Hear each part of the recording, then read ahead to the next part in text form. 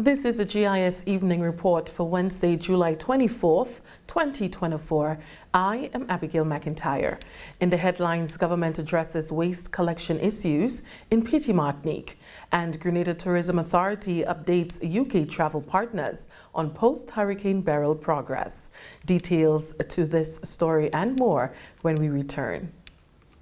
Welcome to the 47th meeting of the Conference of Heads of Government of Carriacou, hosted by your new chairman, the Honourable Deacon Mitchell, July 28th to 30th, St. George, Grenada.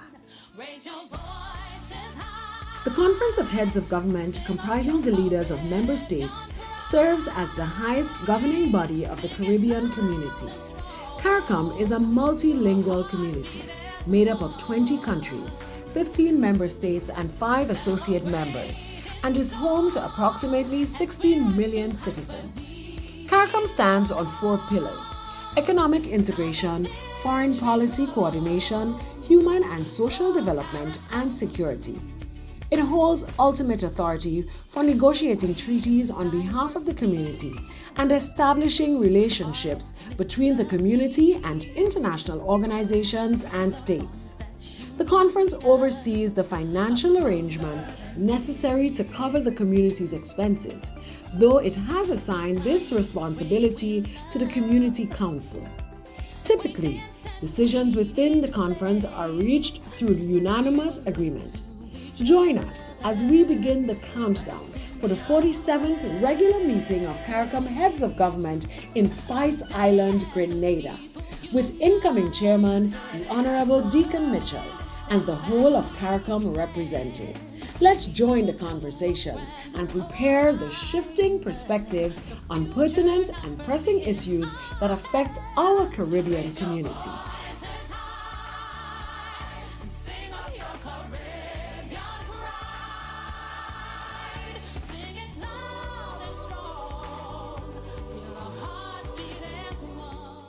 Welcome back. Government has contracted a new boat to collect waste from Petite Martinique to the Dumfries landfill in Carriacou to address shortfalls following Hurricane Beryl. Climate Resilience and Environment Minister, the Honourable Karine James, on Wednesday told GIS the decision was made following preliminary damage assessments of key areas and projects on the sister islands last week. The new contract was issued following damage to the initial vessel used to collect the waste and the unhygienic conditions that surfaced as a result. The ministry is working closely with the Grenada Solid Waste Management Authority, one of its statutory bodies, to address the collection of waste to prevent the spread of diseases. Effective immediately, waste will be collected 3 times weekly from Petite Martinique. The boat that is normally used, that's before Hurricane Beryl passage, that was contracted out. The boat was grounded in the oyster bed in Carriacou. So for the first 2 weeks post-Hurricane Beryl, it was a challenge to get the garbage off of Petite Martinique to Carriacou. We have since dealt with that issue. Another boat has been contracted out. The contractors who has the contract to collect the waste from the house to house and businesses on Petite Martinique have been working as of July 12th. A second round of garbage collection occurred on July 18th, and as of yesterday, July 22nd, we have proceeded to doing 3 times weekly garbage collection in that area. So Petite Martinique days would be Mondays and Thursdays, and we are looking to see how best we can incorporate Saturdays as one of the other options for garbage collection. Minister James said discussions are ongoing about how the waste should be sorted to ensure effective disposal. While there's still enough room there, but there is an issue as it relates to land space to segregate and to group the waste. And when we do segregate and group the waste, now what do we do with it? Do we leave it on the island? Do we send it down to Trinidad or any other neighboring islands there where we can get a capital, we can get something back on that? That is a topic that we have been really and truly looking into. The minister led a delegation to Carriacou and Petite Martinique over a 3-day period to conduct the assessments. CEO of the Grenada Tourism Authority, Petra Roach, says despite the recent devastation caused by Hurricane Beryl, Grenada is opened for business. The CEO and Chairman Randall Dolland recently completed a successful visit to the United Kingdom to update leading travel industry partners on the country's rebuilding efforts. The UK is a key source market for Grenada and has been showing strong growth and an increase in first quarter visitor numbers in 2024. The team emphasized that mainland Grenada remains open and ready to welcome tourists. Petra Roach is confident that although Hurricane Beryl slowed the growth from the UK market, it will soon return to positive figures. We've obviously had the challenges with the advent of Beryl, and there was a lot of news about the decimation in the international media. So it was important for us to come and sit down, break bread with our partners and assure them that we were open for business. Grenada continues to be a very well-loved destination in the UK. We had actually been experiencing a 30% growth for the first 6 months of the year. And with the passing of Beryl, that has slowed down our growth, but we expect that, with continued focus on the market, with continued communication, with continued marketing activations, that we can get back on track. Chairman Randall Dolland underscored the significance of making use of the opportunities that lay ahead for Grenada's growth in tourism post-Hurricane Beryl. Although we have this tragedy that hit us, we still have an amazing opportunity ahead of us. With every sort of crisis, there is some opportunity, and now the opportunity is to go forth, tell the story about Grenada, let everyone know that mainland Grenada is open for business.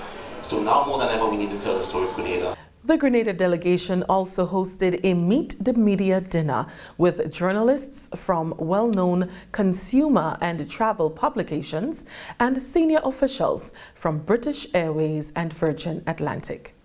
This is the GIS Evening Report. When we return, Bureau of Standards celebrates 35 years. Welcome to the 47th meeting of the Conference of Heads of Government of Carriacou, hosted by your new chairman, the Honorable Deacon Mitchell, July 28th to 30th, St. George, Grenada. The Conference of Heads of Government, comprising the leaders of member states, serves as the highest governing body of the Caribbean community. CARICOM is a multilingual community made up of 20 countries, 15 member states and 5 associate members, and is home to approximately 16 million citizens. CARICOM stands on 4 pillars: economic integration, foreign policy coordination, human and social development, and security. It holds ultimate authority for negotiating treaties on behalf of the community and establishing relationships between the community and international organizations and states.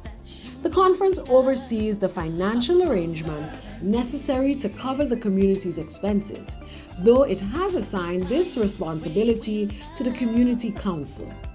Typically, decisions within the conference are reached through unanimous agreement. Join us as we begin the countdown for the 47th regular meeting of CARICOM Heads of Government in Spice Island, Grenada, with incoming chairman, the Honorable Deacon Mitchell, and the whole of CARICOM represented. Let's join the conversations and prepare the shifting perspectives on pertinent and pressing issues that affect our Caribbean community.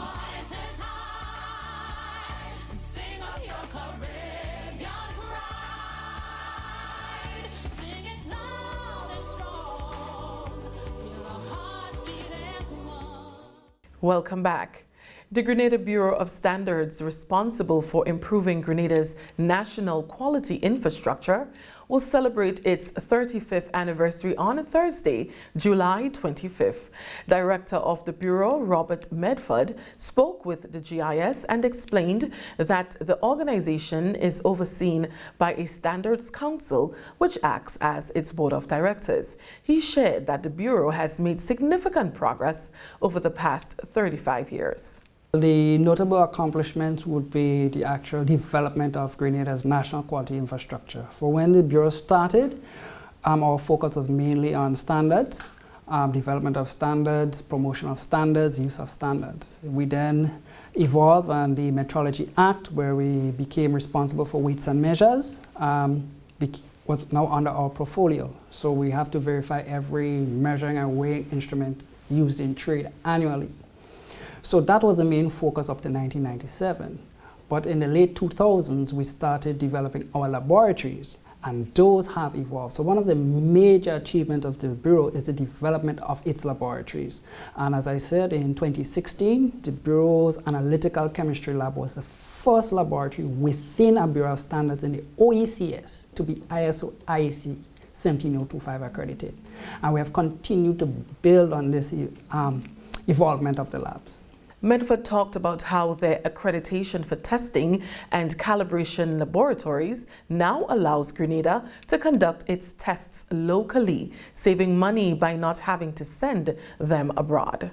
ISO IEC 17025 is the international standard for the competence of testing and calibration laboratories. So we are a testing laboratory, so we have demonstrated sufficiently that we have a quality management system in place, and we have the competence to perform a particular set of tests that we are accredited for.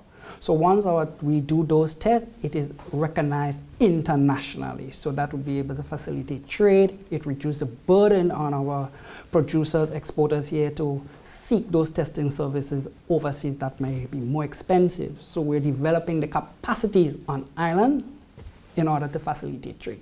He also mentioned that the Bureau will continue to educate local entrepreneurs about its role and services. They appreciate what we are doing, and we are still relevant. So we are always open to persons coming to us, telling us, this is their need, and once we identify the demand and the resources, we look to address those needs. But we cannot address every single need because it is very resource intensive, so we have to address the priority needs. And the priority needs is to make sure that Grenada has an adequate suite of service to support its quality infrastructure. The International Telecommunication Union's Regional Radio Communication Seminar 2024 is currently taking place in Grenada at the Radisson Grenada Beach Resort. Hosted by the National Telecommunications Regulatory Commission, the NTRC, the seminar aims to share knowledge and encourage collaboration among those involved in radio communications. Participants include representatives from the Grenada Ports Authority, various government ministries, and the National Disaster Management Agency, NADMA. The seminar will continue until July 27th. NTRC Coordinator Timothy Scott praised the decision to hold the seminar in Grenada, emphasizing the importance of building new connections in telecommunications. The NTRC is proud to host the Regional Radio Communication Seminar, which is organized by the ITU, which is the International Telecommunications Union.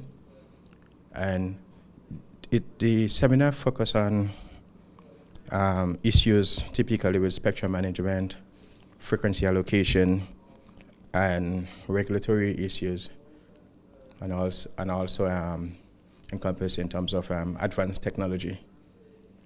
Speaking of radio communication, we are speaking of wireless communication, which is very important in our area. As you know, in terms of mobile, radio, and so forth, we use wireless technology. And recently we have the passing of the hurricane. The only thing could have been used for communication within Grenada, Carriacou, and Petite Martinique was use of wireless technology. So here we have with the ITU today discussing most of the role of terrestrial and space communication and the use of new technology that is emerging. Scott, who attended the World Radio Communication Conference 2023 in Dubai, said the seminar will cover the main outcomes of that conference. The World Radio Communication Seminar, that was a seminar where all countries in the world meet together, so we're able to coordinate different frequencies for different technology, or as we say, assign frequencies for new advanced technology. So here they are here to provide you the outcome of WRC 23, so we could be able to update our frequency allocation tables, so we can encompass in terms of policy-wise to include most of the new wireless technology, field in terms of having good spectrum management. Cleveland Thomas, ITU's Area Office Representative for the Caribbean, explained the role of the Telecommunications Union at the seminar. The event essentially speaks about how we can, in fact, address some of the spectrum issues and challenges. And in summary, what normally happens is that every time we talk about connection, whether it's radio, TV, whether we talk about the internet, or we talk about making a phone call, or anything, GPS, even for the in-flight communication, there's some level of the use of spectrum, wavelengths, yeah? So what has happened is that the more we develop and the more we become innovative, it becomes more scarce. The question is, how do we utilize that efficiently? What are some of the commitments that administrations are making in order to ensure that the spectrum is used so efficient? This seminar is supported by the International Telecommunications Union and the United Nations. You're watching the GIS Evening Report. The news will continue after the break. Welcome to the 47th meeting of the Conference of Heads of Government of Carriacou, hosted by your new chairman, the Honorable Deacon Mitchell, July 28th to 30th, St. George, Grenada.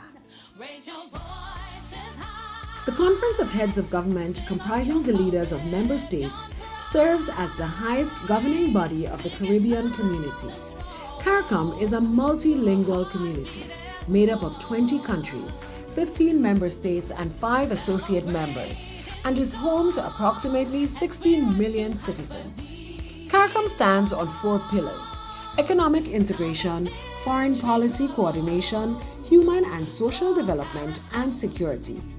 It holds ultimate authority for negotiating treaties on behalf of the community and establishing relationships between the community and international organizations and states. The conference oversees the financial arrangements necessary to cover the community's expenses, though it has assigned this responsibility to the Community Council.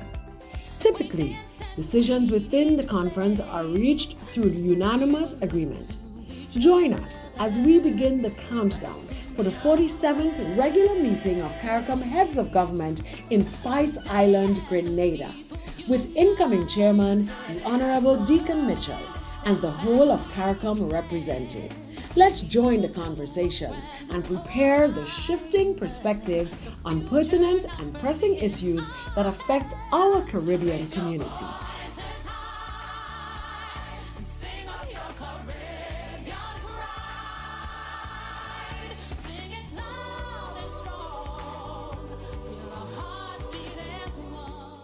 Welcome back. As part of the Ministry of Education's Summer Institute training for educators, the Supporting Children with Autism Spectrum Disorder in Early Childhood Classrooms workshops were conducted both in St. George and St. Andrew. Annette Moore has details. As part of the Ministry of Education's Summer Institute training for educators, the Supporting Children with Autism Spectrum Disorder in Early Childhood Classroom workshops were conducted both in St. George and St. Andrew. The workshop facilitators were special education officers from the Ministry of Education. Early childhood education teachers from private and public schools from several school districts are now better equipped to teach and support students with autism. According to the National Institute of Mental Health, autism spectrum disorder, ASD, is a neurological and developmental disorder that affects how people interact with others, communicate, learn, and behave. The Special and Inclusive Education Needs Unit, in collaboration with the Early Childhood Education Unit, hosted 2-day workshops at the Anglican High School in St. George from July 15th to 16th and at the St. Andrew's Methodist School in Grenville from July 17th to 18th. Kisera Weeks Charles, teacher at the St. John's Street Pre-Primary School, finds the workshop beneficial. The most important thing is being able to identify these traits so you can help, these young little ones to move on from there, get the specialized help that they need.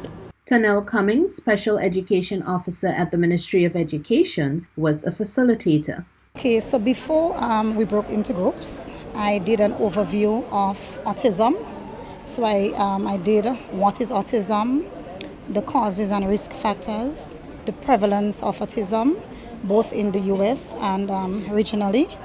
And I also gave some strategies as to how teachers can cope or curb autism in the classroom. Deputy Chief Education Officer for Special and Inclusive Education, Judy Ann Auld, notes that workshops like these support inclusion, ensuring that every child has access to a quality education. We're equipping them to be able to support students on the spectrum in their classroom. So what we're doing is providing them with the theoretical knowledge and then practical things, how they can set up their classrooms to help the students regulate their behavior, sensory processing issues, as well as being able to communicate effectively. At least 80 teachers participated in the training in St. George and 50 in St. Andrew. For the GIS Evening Report, I'm Annette Moore. Thank you, Annette. And finally, in the news, the road to recovery and restoration of buildings, lives, and property will not be short-term for residents affected by the devastating passage of Hurricane Beryl in the north of the island and Carriacou and Petite Martinique. On Sunday, the GIS crew caught up with a group of volunteers attached to the international We Love You Foundation, which is based in South Korea with chapters throughout the world. Michael Miller is one such volunteer, and he was part of a 50-member crew rendering assistance at the grounds of the Dover Government School.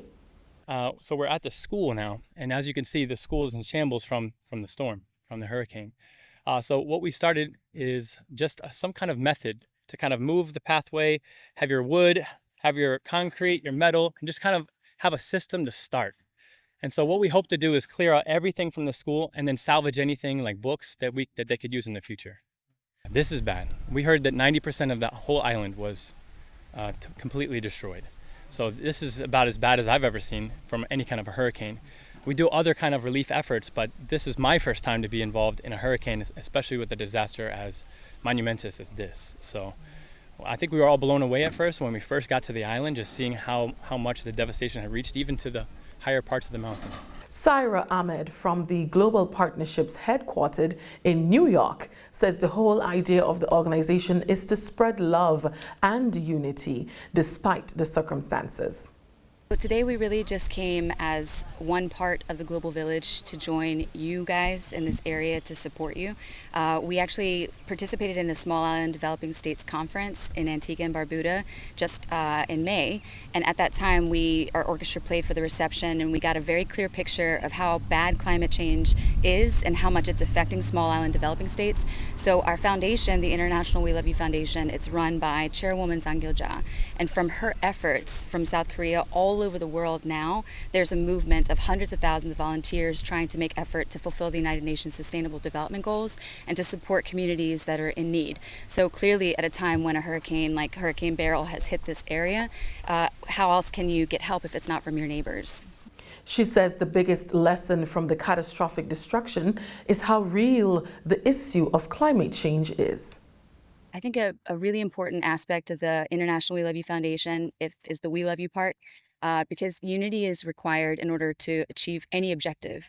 And if we don't actually work together from one country to another to support one another in instances like this, it's very hard to improve, to develop, to fix some of the issues that we have. So I think it's important to let everybody know how bad climate change really is and what the effects can be. And we can see it now. So many houses are gone, so many lives are destroyed, medical facilities are gone. So really, as we work together as a unit, we can make a difference. And this story brings us to the end of the GIS Evening Report for Wednesday, July 24th, 2024. Recapping the top stories, government addresses waste collection issues in Petite Martinique, and Grenada Tourism Authority updates UK travel partners on post-Hurricane Beryl progress. On behalf of the entire news team here at the Government Information Service, I am Abigail McIntyre. Thank you for joining us.